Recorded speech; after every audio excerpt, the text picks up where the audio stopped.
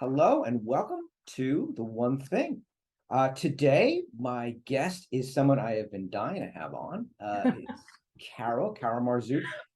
Carol, your title is the Executive Lion Tamer, and I love that title. I think it's a great title because I'm familiar with your work, and I've seen you with whip and chair in hand trying to get executive do what needs to be done.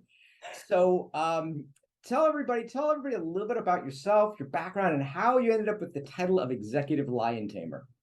Absolutely, absolutely. So myself, I was born in Mexico City, the fifth of five girls, and I was born into a situation where this my sister right before me didn't really love that I was born, and so she and her helpers, which are the other sisters, I really number three. Would always conduct these experiments with me to see if I would survive under certain conditions. And yeah, the one that always sticks out for me is that they tried to throw me out of the balcony with the stroller to see if the stroller would fly. And luckily the maids we had, they were so lovely, they were so beautiful, and they stopped them. But it was just like that all the time. It was like that all the time. So it was really a matter of survival. And so that's my background. And I just grew up always mitigating conflict between me and them, always mitigating conflict between the two of them. And then, of course, mitigating conflict between me and my parents and them and my parents. And so I became so good at it that it just became second nature. So that's a little bit about me, my personal background. Wow, you clearly you were born to be the lion tamer that you are, and you and I have a commonality. We both have psychology degrees, so and wow, what a wonderful wonderful form of training to kind of back up what you're already doing naturally and kind of go, oh yeah, that's why that works. That's why that's neat. So Yes. what I'd love to hear today is your one thing. The one thing that if you could, gosh, if you could just get the clients you work with, the people you work, if you could just get them to do the one thing. This is your reason for being, your one thing that you're trying to get out there to the world. Hit me with it, Carol. What is your one thing? It's feel the fear and do it anyway. That's my one thing. It was a book title, well, it still is, that came to me, oh, I don't know, maybe decades ago. And it inspired me to do a lot of things in my life, like go to college without my parents knowing, um, do the things that I knew that at 90 years old, if I didn't do them now, I would regret it. And there would be no one to blame but myself. And so that's the one thing that I get all of my lions in the workplace to think about. And a lot of times, Seth, that one thing for them is being vulnerable, being authentic. Do you think with because you're dealing mostly at the C-suite level, right? Yeah, C-suite, surgeons, attorneys, anyone from the boardroom to the mailroom that really is not being their best self. Where do you think that fear is coming from for the most part? I think it's coming from this belief that they have grown up with, and then also that the belief has worked for them. I mean, most of them are very successful financially, millionaires and multimillionaires, and that's what got them to the dance, a certain behavior and a certain attitude. And now we're in a totally different place where that just doesn't work. And now it's actually coming back to bite them. And they don't know how to take those masks off and how to be themselves when they can't even find themselves sometimes. Wow. So if they don't, and I hear you, right? That there is a courage in vulnerability. There's a courage in saying, I don't know. Yeah. So what happens when they don't do that? What happens when they stay with the, I know what's right, I know what I'm doing, damn it.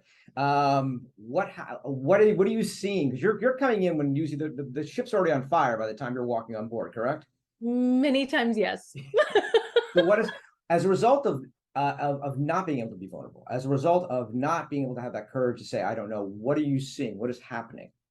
Well, from the beginning, I know, look, if the ship is on fire, to use your analogy, if they don't want the fire department to come in and save them, I have nothing to do. There's nothing for me to do. And so we part ways. Many times the people that refer these folks into me, which happens many times, they'll say, oh, they're not coachable. They're not going to be open to this, etc. And most of the time they're wrong. The truth is that most people are in pain when they're behaving that way, and they've been in pain for a long time. Their relationships are in pain, and they're in dire need of resuscitation. So they're actually happy to be able to take off their masks with me, because there's no repercussion to that. It's all confidential and it's a safe space. Wow. Wow. You used a term, you talked about being coachable. And I know that word a lot from my consulting work, because among many of us consultants, what we are looking for are, quote, coachable clients. If a client is not coachable, there's no point. But you're running into clients, you're running into organizations where these people were stamped uncoachable, Yes. and you found them coachable. Can you talk a little bit about that? Because like I said, I know for many in the consulting group, and probably people are going to be listening to this, those who are deemed uncoachable are deemed, not going to be a good idea. We're not going to go there. Whatever we bring is not going to be received well. Yes, they're just not ready. Well, the reason they're deemed uncoachable by the folks that work with them is because they only see one part of them.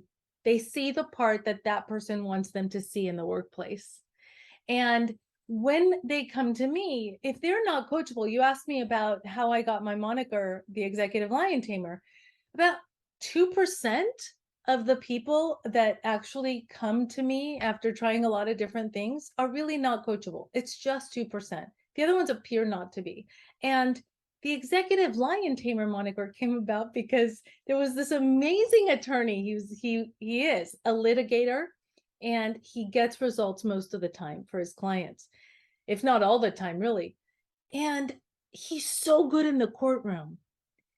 In the office, he was the same as he was in the courtroom, and people feared him. And when I met with him, because he was referred to me, because there was a lot of turnover in the attorney's office, and so I met with him, and he said, Carol, I'm sorry, but I bring in all of the money, or most of the money, to this firm. So it's everybody else's problem, not really mine.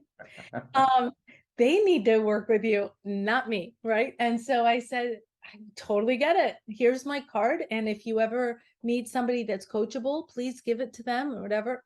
And about a month later, he got so angry that he was able to pick up the conference room chair, which is heavy, and throw it across the room. And he grazed an associate's shoulder, and he called me in a panic. And he basically said, I almost hit an associate. I grazed her shoulder. And of course, I'm like, so are you calling me because you need better aim? And he was not pleased with that. But he did get right down to business. And he said, I need you to get this lawsuit out of our way. Please talk to her. And also, by the way, I am now coachable. Please help me. And they're still a client of mine. This has been several years ago, but they keep leveling up in their leadership and their cohesion as a team. So that problem is long gone. But like most of my clients, they stay with me because they want to keep getting better and better. What a great story. Yeah, he had to bottom out, right? Before he was ready to have that moment of, okay, I need to fix this. Exactly. Is that usually the case? Or is that something happens? Is that spark that happens? That Only with the people that really are those 2%. Sometimes they do turn over into yes, I'm coachable, but most of the time they are coachable from the beginning. They even call themselves lions. They like, I'm a lion, I need to be tamed, right? I need help. And some people that it doesn't resonate with, sometimes they don't even come to my desk when they see Executive Lion Tamer. It immediately intimidates them. And that tells me something too. So they're just not my people, right? So yeah, but it's really interesting how perceptions are just that. So your one thing is to feel the fear, but do it anyways. And often you're saying with most of your clients, that's going to come down to vulnerability, the ability to be authentic, the ability to sometimes when appropriate say you don't know, or just to Yes. to share out with that group, even though you're in charge. Yeah. Oh, yes. And there's a way to do that without losing face and without making your staff feel like no one's manning the ship. So that's really important. It's how it's done, not that it's done. That's great. Yeah, no, I could see it. I could see I can imagine the fear with many CEOs that if I really tell these folks what I'm thinking, they're literally just going to get up and just walk out of the room, right? Yeah. And they won't trust my decisions, my business decisions. And it's completely the opposite. I love that. Thank you so much, Carol. I really appreciate you being here on The One Thing, and thank you all for watching, and we'll see you next time. Thank you.